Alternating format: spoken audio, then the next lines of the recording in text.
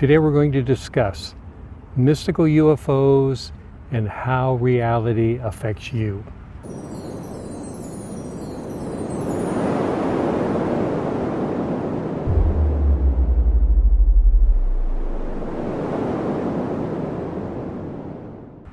Hi, this is David Greenwood of Your Life in the Now, helping you to move through old conditioning so that you can experience life in a whole new way. Yes, being open to new experiences, understanding that you have the power and the ability to make significant changes in your life. So today we're going to talk about mystical UFOs, reality. Those are all very interesting topics, controversial, topics that require some deep insight, some understanding of our own mind before we explore topics such as UFOs, mysticism, and your own conditioning of your subconscious mind, how it creates reality. So each of these topics, UFOs, mysticism, and your subconscious, are both challenging, controversial, yet fascinating. So let's choose each of these three in kind. Let's start with UFOs. Now, we've all seen UFOs. All it means is unidentified flying objects. We see many objects in the sky. We really don't know what they are. They can be planes, they can be birds, it can be Venus, it can be a meteor, it can be anything. It's unidentified because we're not sure what it is. Now, that's not really the issue. The issue is that most people associate UFOs with flying saucers, something from another world. Now, I have not personally seen anything that I think is extraterrestrial myself. Unlike the last episode where we talked about some of the psychic experiences and phenomena I have experienced myself, I can't say that I've experienced the fact of extraterrestrial life. But what I am fascinated by as a scientist is what they could be. There's been so many reports throughout history, not just in the last 100 years, but going back to ancient times, of gods and beings from other planets and aliens, and a lot of information, just enough to go, well, it'd be great to find out what it is. Until recently, I've always taken a lot of these reportings with a grain of salt. But when they released the videos of the F-18 fighter pilots in both the Pacific and the Atlantic Ocean with the carrier groups, it changed things for me. I saw with my own eyes what they were seeing, and they were not something that we know exists. There could be there's a part of our government that doesn't let us know what these are, but the fact is these objects that they saw, they accelerated from 50,000 feet down to sea level in a matter of seconds, and then in some cases took off just as fast. Now, scientists that have studied those have calculated there were several thousand G forces. Anything human, anything animalistic on our planet would be turned to jello under such accelerations. So what could they be? High altitude drones? Something that defies the law of physics as we know it? We really don't know. There's many different ideas. It doesn't always have to be extraterrestrial. I mean, they could be other things even more fascinating. It could be people living among us that could have such technology we're not aware of. It could be someone from another dimension. It could be something from the future. It could be from another planet. It could be who knows what it is. But the fascinating thing for me is that it changes our perception of what we know of as physics. The things that they do with the ability they have, leaving no trail, no structure, nothing like a jet or plane would have the ability to fly instantaneously in any direction, is just beyond our ability. And the thing that interests me the most when it comes to this topic we're discussing here today is, how does that affect you? How does it affect your reality? How does that affect what you believe to be true and believe to be real? I know it affected my beliefs, so that I'm open now in ways I haven't been as to what this possibility is. It's something beyond, and we really don't know what it is. There's been a great show on the History Channel called Unidentified that has been exploring all the different unidentified objects, and they've been mostly in the leading edge of getting our government to start to explore it, to start to have Senate panels and to open up to aviators and pilots the ability to actually report all these things instead of being laughed at. So who knows where it's going to lead. One of the things that really caused me to want to do this video and include UFOs was I heard an interview with one of the pilots, the Navy jet F-18 pilot who first was able to capture this object they called a Tic Tac on video. If you're familiar with what happened, it was a carrier force off the coast around San Diego, and they were doing training, and the radar ship told them that, well, there's been some objects that have been up very high, 50,000 feet or so, have been following us for a couple days, but now some of those have come down and they're interfering with us or close enough to us and you, the jet that's up in the air, to want to find out what it is.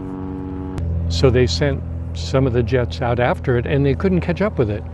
At first, when they went looking for it, they couldn't find it, and they saw a disturbance in the water below, and they circled, and they were up about 20,000 feet, but they said you still can see the ocean very well.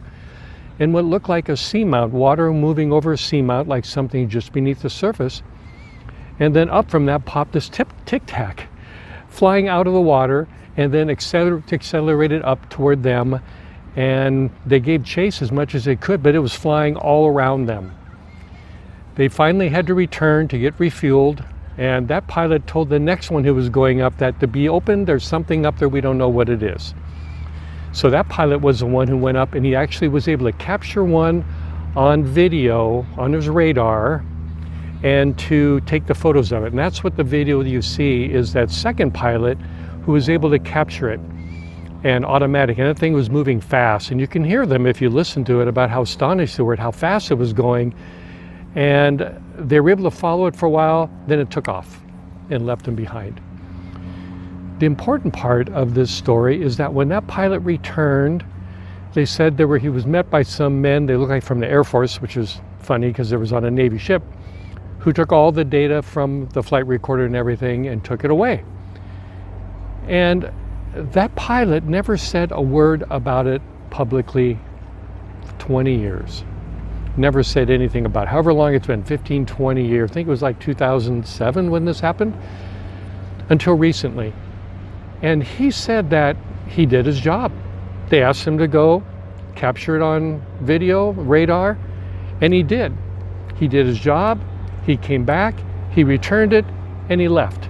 Can you imagine seeing something like this that defies the laws of physics, that defies everything you know as a fighter pilot, and just put it away in a corner of your mind and not think about it or say anything about it again? And he said in the interview he did his job and he let it go and it was no big deal. I can't imagine something that would so alter your perception of reality and just put it aside. And that brings us to this topic for today, denial and how we see reality.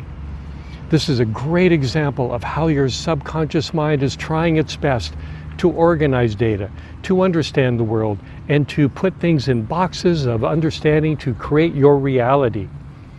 In this man's reality, he did his job, and what he experienced did not fit any of those boxes, and he did the best he could to just put it aside and not have to deal with it again or worry about it until it came up later on.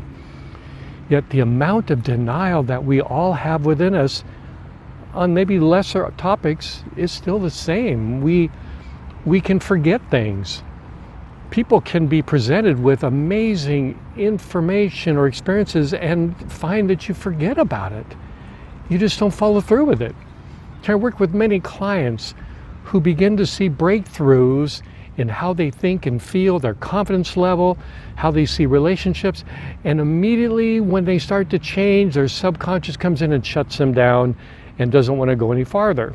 And I always have to remind them that, yeah, this was going to happen.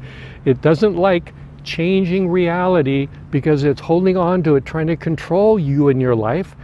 And something that gets put into its own belief system that doesn't fit for it, it's going to reject. Just like that Navy pilot's subconscious must have rejected the idea that these things were real. And what other areas of your life have things like UFOs, the possibility of life otherwise? How would that affect your reality? A lot of times you'll hear the reason why the government isn't letting out information about UFOs is it'll cause widespread panic. Panic because now we're not alone, panic because of religion, panic because of whatever, based in fear once again. I'm all for the truth. Let's find out what the truth is and let's deal with it. Denial never works. It causes neuroses. It causes us to act in crazy ways and to not do things that we need to do even though they're hard. So the UFO lesson helps us to understand that we have created reality in a certain way. It just may not be true, and I'm hoping that you'll see that these things that are up there, we really don't know what they are, but they're going to be amazing, the things they can do when we finally discover what they are, and hopefully we will. Mysticism, the same thing. Some of these UFOs are mystical in some ways. I mean, it's interesting when you hear all the different people come up with all these different topics, and I don't know if they're true or not, but some are really fascinating. Sasquatch, right? I'm here in beautiful Kirkland, Washington, down in Lake Washington. Every time I go hiking, I see something in the Cascades about Sasquatch and everything. I've never seen one myself. Recently, I've heard some audios and everything that made me worry if I was up in those places, but I really don't know what was there. But more and more now, the reports of Sasquatch, when they've been looking into them, have been associated with some little glowing orbs, and then the Sasquatch would appear, then it would disappear. I don't know if that's true or not. What I do know is they've never found a skeleton. If they're all over, if you look at the map, they're in every state of the union, these things, including Alaska, you know, for the northern part, not just continental United States, Canada, around the world, the Yetis, and on and on. They've never found a skeleton in any case. Now, it could be that they don't exist, or it could be like some of these people say, they appear and disappear from another dimension even. I mean, who knows what reality is? It makes as much sense as there being these mystical Sasquatch that appear. Look, I'm not saying you have to believe in Sasquatch. I really don't know what to think about it. But the idea is life is so much more amazing than any of us can even begin to perceive. And I have been a direct experiencer of how my own subconscious will try to shut down and try to pigeonhole what I know into certain beliefs. And it took some effort to break through that to become open. Now, luckily, being trained as a scientist, I'm open to alternative beliefs and theories, understandings, hypotheses, without having to come to a conclusion about it. Let it unfold, find out what it is. So I'm open to many different things. But still, some of these ideas that are being put forth for not just UFOs or Sasquatch, but reality, scientists more and more are talking about different paradigms, different dimensions, multi-universes. A lot of people say that ghosts and things like that are nothing more of where certain demons and certain other entities come into our existence and then move away. I have no idea what's right. All I know is that there's amazing things out there, and the more open you are, the more open I am and everybody else, the closer we're going to come to reality and the more we're going to be amazed by life. And just as importantly, we're going to get over the old subconscious conditioning that tells us to not believe these things, to not scorn it. The number one way people react to a UFO is with scorn and derision to those that have seen it. No wonder nobody wants to talk about it. But more and more people are coming out, and it's thousands and thousands of people that have seen these things. Whatever it is, they're very common.